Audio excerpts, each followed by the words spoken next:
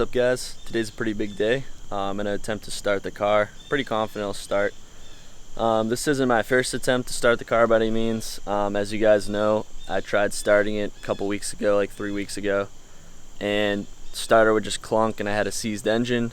So we pulled the engine out and we found out that it was actually the bolts that hold the flywheel on were a little bit too long, so they're rubbing against the block, which is a major relief because, you know, I don't have to tear apart the engine or pay for an engine build and whatnot. So we put in the right bolts and got the engine back in, got the transmission hooked back up, put the engine back in. Really wasn't a big deal because I've literally done everything on this myself, so I just kind of took everything apart in like 2 hours, and then we pulled the engine and then diagnosed the problem, fixed the issue, put the engine back in like a day, and that was that. You know, it really wasn't that big of a deal. As you guys can see, the engine's back in now, and I've got everything back together. Nothing's really changed since the last video. I mean, I don't think I had a lot of the aesthetic stuff on before. I'm trying to tuck the wires. I'm gonna get rid of all these wires. I mounted both my horns under here.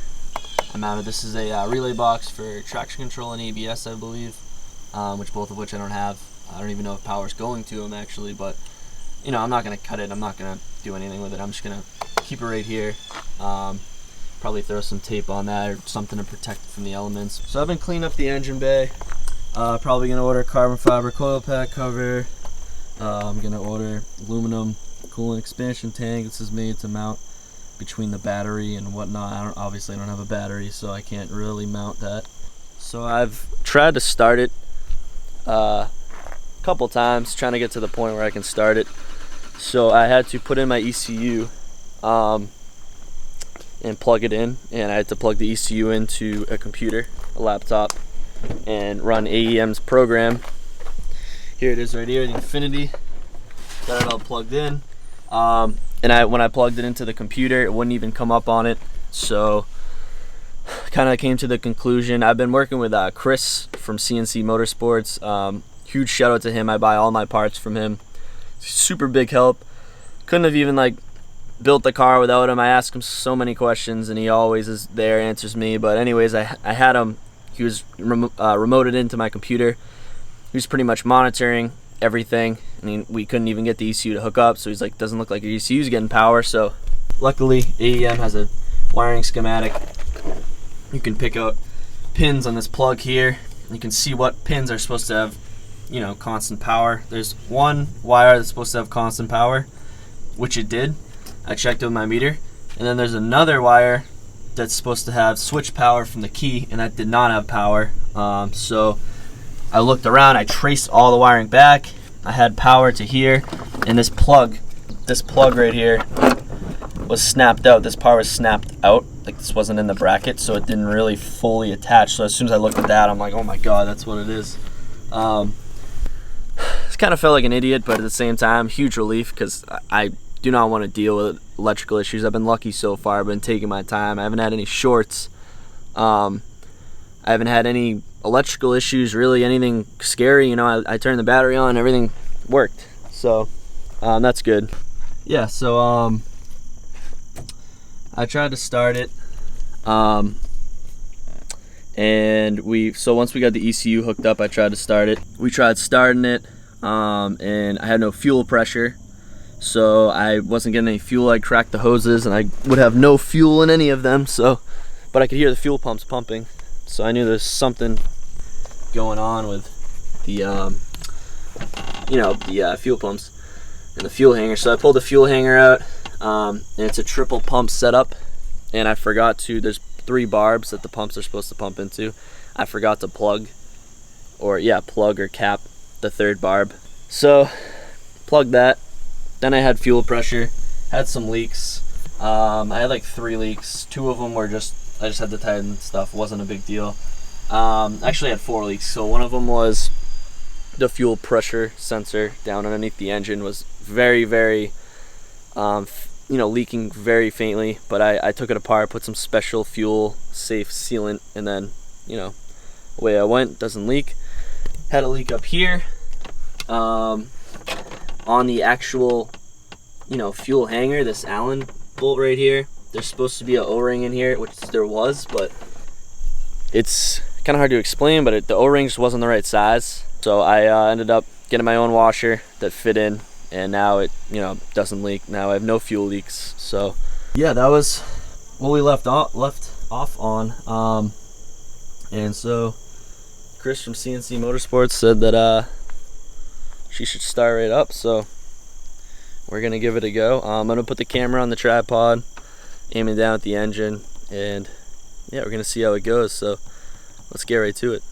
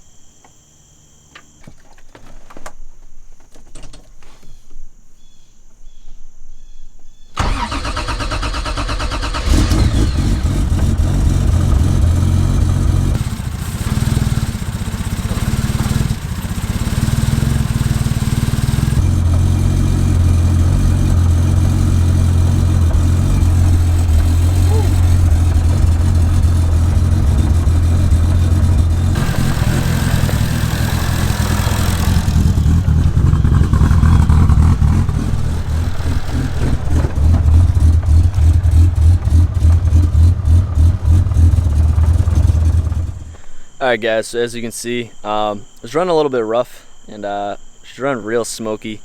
Smoke had to do with the mystery oil that we poured in when we thought the engine was seized, so that's fine.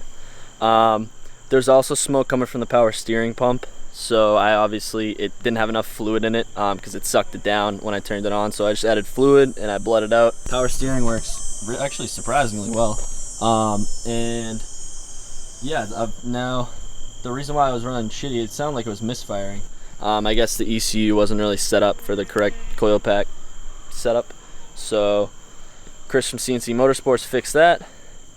She idles very smooth now, very nice. We just got to figure out the variable valve timing, set the timing to it when it's not idling, when it's driving higher RPMs. And yeah, pretty excited. I can't believe, seeing this car from what it was. If you guys don't remember what it looked like when I first got it, there's no engine, there's nothing, so I can't believe I can turn the key and turn it on. Gonna work on some small stuff now. I'll do another video of the startup, you guys can see how she sounds. And yeah, the next video I'm gonna jack the whole car up.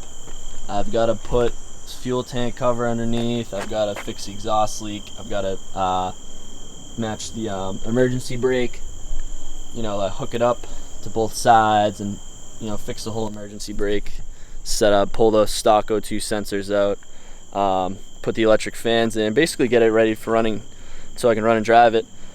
And then I'm also gonna have to do the tires and alignment and stuff like that. But I mean, the other thing is that didn't want to go into gear. I didn't really try too hard. I didn't want to force anything, but really didn't want to go into gear. So, it goes into gear now. It goes into all the gears fine when it's off, but I try to put it into first. Didn't really want to go in. But my clutch may need to be bled out. It feels pretty light right now. It feels like there may be air in it. And also the clutch pedal moves. It's not mounted really correctly. I have to mount the upper bolt, which is going to be a pain in the ass. But when you move the clutch, you can see the whole thing moves. So I don't even know if the clutch is fully engaging, disengaging, whatever. So yeah, let me get a video of it starting up, show you guys what it sounds like.